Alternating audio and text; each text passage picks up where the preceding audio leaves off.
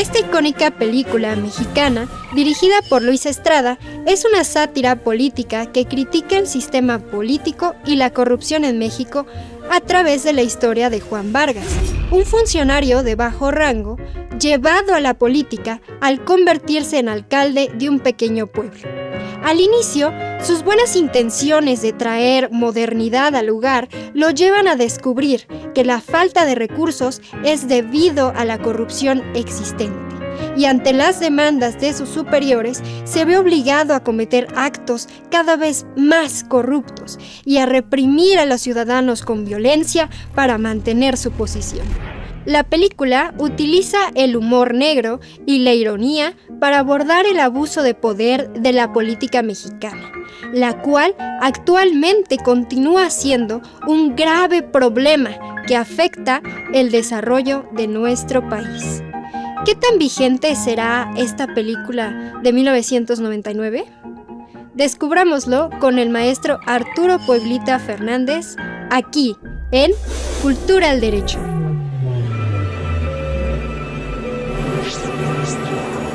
Bienvenidas, bienvenidos a una emisión más de Cultura al Derecho. Mi nombre es Diego Guerrero y el día de hoy vamos a hablar de una película muy polémica que nos habla precisamente del proceso histórico por el que han atravesado el tema de la partidocracia en nuestro país, el papel que ocupan los partidos políticos, la política, incluso podríamos decir que la percepción que se tiene en torno a quienes ejercen la misma, y que también nos muestra esta película que no es una percepción que nace de generación espontánea, sino también ha sido resultado de ciertos actores. No podríamos decir que todos los políticos entran en esta figura, pero que históricamente y socialmente los hemos visto en esta lógica. Me refiero a la película de La Ley de Herodes, que el director es Luis Estrada, y que además surge en un año muy polémico, 1999, antes de las elecciones del 2000, y que fue muy criticada, muy cuestionada, incluso limitada en algunos espacios, y que llevarla ahorita, sobre todo la importancia que tiene, y muy vigente, y para ello me acompaña el maestro Arturo Pueblita, quien es el presidente del Ilustre y Nacional Colegio de Abogados de México. Arturo, qué gusto tenerte el día de hoy aquí en Cultura del Derecho. Diego, muchas gracias por la invitación. Encantado de platicar contigo. Brevemente, nada más para que nos digas, el Ilustre y Nacional Colegio de Abogados de México. Quizá algunos que nos están viendo van a decir, bueno, ¿y eso dónde está? ¿A qué se dedica? Incluso algunos abogados podrán decir, nos interesa, no sabía que existía. Y la ciudadanía en general que conozca de alguna manera existe una institución como esta antes de entrar de lleno a la película. Por supuesto, mira, somos una institución que tenemos 264 años de existencia. Somos una institución que agremia abogados, somos un colegio de profesionistas reconocido y además inscrito y autorizado por la Secretaría de Educación Pública a través de la Dirección General de Profesiones. Somos, junto con la Barra Mexicana Colegio de Abogados y la Asociación Nacional de Abogados de Empresa, los tres colegios que formamos parte del Consejo General de la Abogacía Mexicana. Somos un colegio que tenemos en nuestras filas grandes abogadas y abogados a lo largo de la historia, que tenemos una participación activa en las tomas de decisiones, tenemos unos fuertes lazos con la abogacía internacional y tenemos también presencia en prácticamente todas las entidades federativas con miembros que forman parte de nuestro colegio y bueno, pues a través de nuestras actividades, de los cursos y actividades que ahora prácticamente todo lo hacemos en formatos híbridos para poder atraer a personas que les interese actualizarse y estar recibiendo educación continua en materia educativa, jurídica específicamente de calidad y a bajo costo, pues vaya, en ese sentido tenemos una presencia importante y de representación también de la abogacía organizada. Muy interesante y bueno, pues quienes quieran acceder, seguramente al final vamos a tener ahí un link donde puedan ver quizá algunas de las actividades que puedan ustedes estar realizando. Pero bueno, vamos a entrar de lleno a esta película, La Ley de Herodes. ¿Por qué llamó tu atención y además cuáles son los elementos que nos traes a la mesa el día de hoy, Arturo? Mira, es una película que a mí me marcó como joven y que me tocó vivir ese proceso de apertura democrática del año 2000, como tú lo mencionas.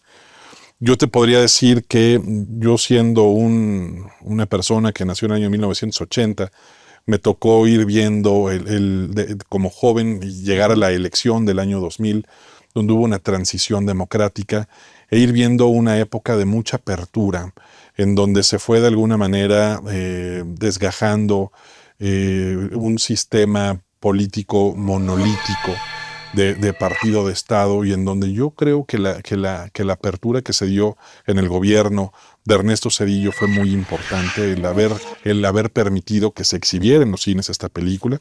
Sí, hubo mucho hizo mucho ruido, no le gustó a muchos de los políticos, principalmente del PRI, que salía tremendamente criticado, pero que también se criticaba a la Iglesia Católica, que se criticaba también una doble moral del sistema político en términos generales. Eso generó mucho ruido, pero el hecho de haberse exhibido en los cines hablaba de unos aires de apertura, de la posibilidad de tener de estar abiertos al cambio, a recibir nuevas ideas, y en ese sentido para mí fue muy importante. Y además, para hablar de temas de cultura jurídica, para mí es muy importante esta película, porque Luis Estrada no nada más se centra también en el tema político, sino que también cuando uno ve la película con detenimiento se da cuenta que existe una gran cantidad de referencias al entorno jurídico, a la forma de entender el derecho, a la manera de usar el derecho para conveniencia, ya no nada más de un grupo, sino personal del funcionario encargado. A mí, uno de los temas que me llama mucho la atención desde el punto de vista jurídico es que cuando llega a este pueblo, a San Pedro de los Aguaros, Juan Vargas como presidente municipal, después de venir de ser un funcionario menor en un tiradero de basura, una de las cosas que lo emocionan es cuando le dice a la esposa: oye, ¿y te diste cuenta que te dijeron licenciado? Sí, ¿verdad? Me dijeron licenciado.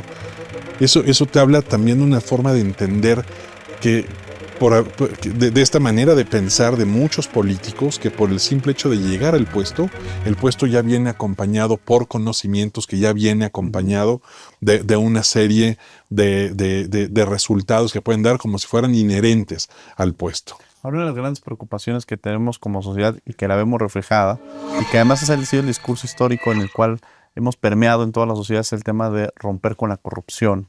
Y no solamente la corrupción, sino su primo hermano, que se llama la impunidad. Y entonces muchas veces podemos decir que en muchas sociedades puede existir la corrupción, pero cuando hay la impunidad, pues afecta una serie de condiciones, y en esta película vemos muy clara la figura de la corrupción política, ¿no? Sí, yo creo que el actor principal o el elemento principal en esta película es justamente el tema de la corrupción y la evolución de la corrupción, en donde vemos la evolución de un funcionario, te digo, menor, que llega con las mejores intenciones a ejercer el puesto de presidente municipal, soñando y platicando con su esposa, que aspiraría en algún momento a que esto se convirtiera en una carrera política, y que llega a tratar de hacer bien las cosas, a que hay varios intentos para sobornarlo, y que en los primeros embates lo llega a vencer esta tentación, a pesar de que uno puede ver la actuación de Damián Alcázar, es maravillosa, cómo va transmitiendo con esos gestos, esa ilusión que le hace el ver el dinero en una situación muy precaria de él y del municipio en el cual llega. Y lo ve, le llama la atención la cantidad de dinero que le pone enfrente, y aún así dice que no, y se resiste a ello. Y entra un tema también muy importante en donde cuando va a ver a esa persona y confronta a esa persona que lo había tratado de corromper, y que le dice: vaya a ver al sacerdote, que ese es el mero bueno de aquí, y va a ver al sacerdote, y el sacerdote le dice: bueno, ¿y ya te pusiste de acuerdo?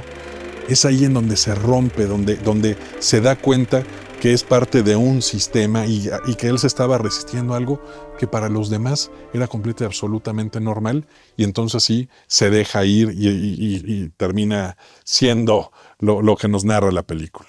El tema de la ley, porque de pronto cuando Vargas dice: bueno, no tengo recursos, no tengo dinero, y le dicen la solución está, y le ponen una constitución de un lado y le ponen un arma, ¿no? Entonces estas son las herramientas con las que usted puede construir o cumplir un poco con las necesidades. Qué fuerte, ¿no? Esta figura de... Sí. Y la utilización de la ley, porque la ley puede estar, pero ¿cómo la utilizas, no? Sí, por supuesto, y se vuelve muy interesante. Además, ahí, desde que vi la película, se me quedó grabado en aquel 1999, esa frase que le decía cuando llega Juan Vargas a ver al secretario de gobierno de este estado en donde estaba el municipio, Y le dice, oye, es que no tenemos presupuesto, no hay dinero. Y le dice, oye, todo el dinero, hay campañas electorales, todo el dinero se fue al partido, tienes que hacerle como puedas. Oye, bueno, pues es que entonces, ¿de dónde saco? Y dice, ya sé cómo te voy a ayudar. Se para el secretario general de gobierno, saca un compendio de leyes gigantesco y le da unos golpes y le sacude el polvo. Y le dice, con este librito, todo lo que diga poder ejecutivo, legislativo y judicial, eso eres tú. La máxima autoridad. Y ese es un tema muy fuerte, porque además estamos hablando en un espectro jurídico, en un espectro político donde se está desapareciendo la división de poderes, donde le están diciendo tú eres prácticamente como si fuera un feudo que puedes ejercer de manera omnímoda el poder en ese lugar en donde tú vas a estar. Y lo que viene después de eso, en donde ya se lleva este compendio de leyes federales, locales, la Constitución, y la escena en donde está leyendo este librote en la cama con su esposa dormida y está estudiando y está tratando de entender de qué se trata, que no puede decir la palabra lenocinio, dice lenocininio, que te das cuenta que está leyendo la ley, pero no está entendiendo lo que está diciendo y le pregunta al esposo, oye, ¿qué es el lenocininio? ¿No? Y le dice, ay, pues no sé, y es parte también muy interesante de ver cómo también está llegando una persona sin una adecuada preparación al ejercicio de un cargo público y aunque haya llegado con las mejores intenciones, la falta de capacidades particulares, el poco entendimiento del funcionamiento de la ley en un sistema de corrupción, pues termina dando un resultado verdaderamente que es muy divertido en la película, pero y está de alguna manera caricaturizado, pero que es un parte de la tragicomedia mexicana. Vamos a tener que ir a un corte, pero no se vayan, regresamos, estamos aquí en Cultura del Derecho hablando sobre la ley de Herodes con el maestro Arturo Púrtica. No se vayan.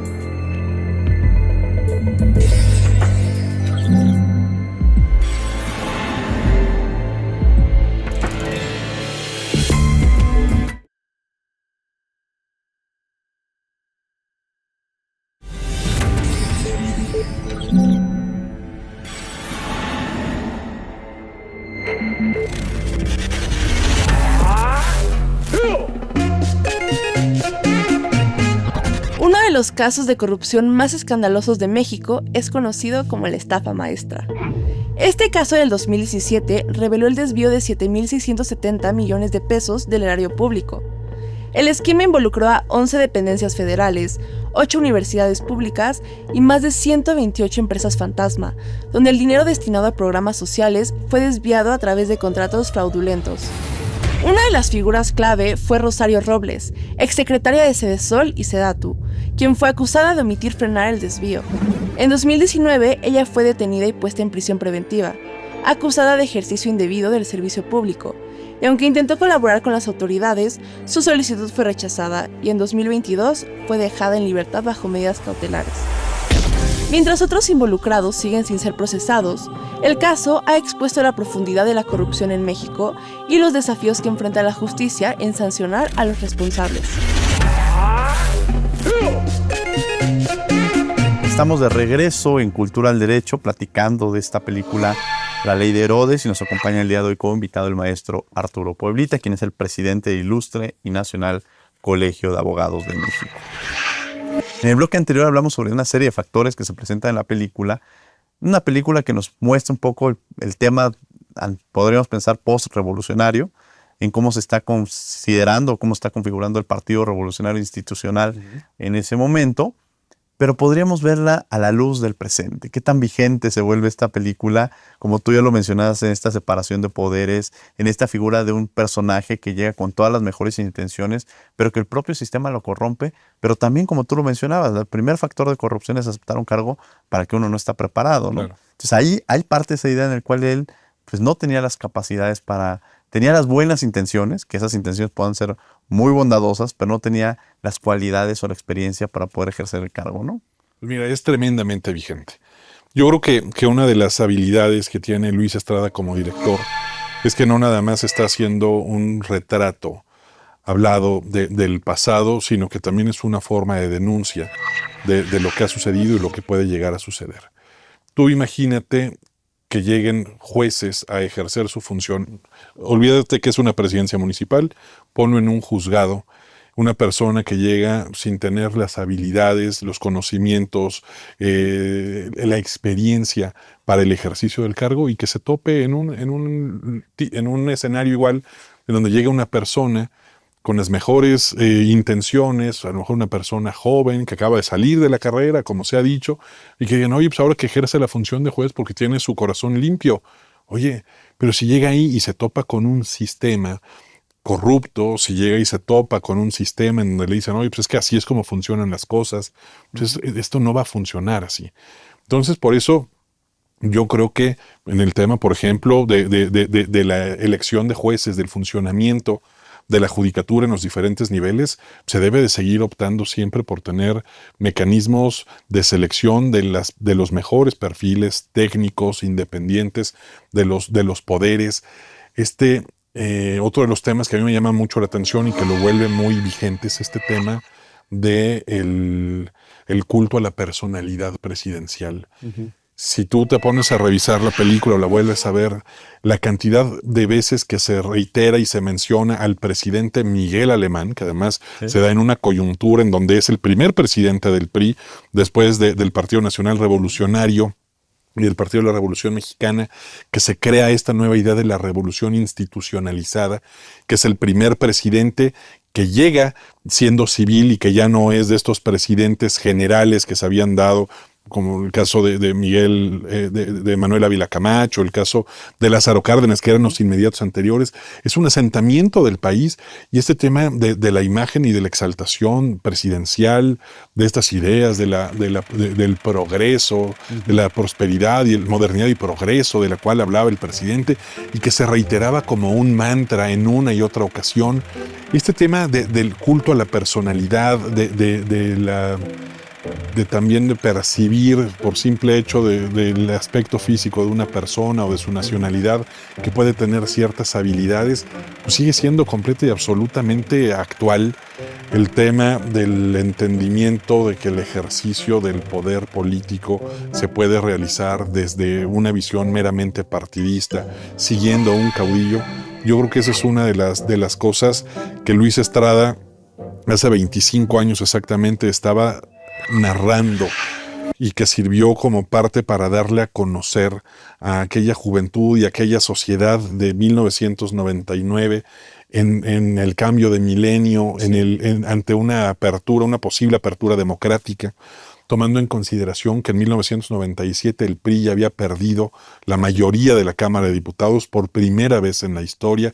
Ya se sentían había perdido la Ciudad de México, ya había ganado Cuauhtémoc Cárdenas, que se vieran estos aires de renovación, estos aires democráticos, y que de alguna manera debemos de pensar que eso es algo a lo que tenemos que, eso es una narración de lo que no tenemos que regresar. Uh-huh. Nos está diciendo cómo era el pasado, pero también nos está dejando una cápsula del tiempo para el futuro, en donde no podemos volver a tener gobiernos, en donde el Ejecutivo, Legislativo y Judicial, desde la Secretaría General de Gobierno de un estado se pueda tomar la decisión de quién va a estar al frente de un municipio, y que se diga que el dinero del municipio se fue todo a pagar campañas políticas, que el tema del presupuesto lo haya ido a ver con el secretario general de gobierno, el propio presidente municipal, que el opositor en el pueblo, que es el doctor del pueblo, que está muy enojado, que dice que había competido para ser presidente municipal y que siempre decía que le hacen fraude.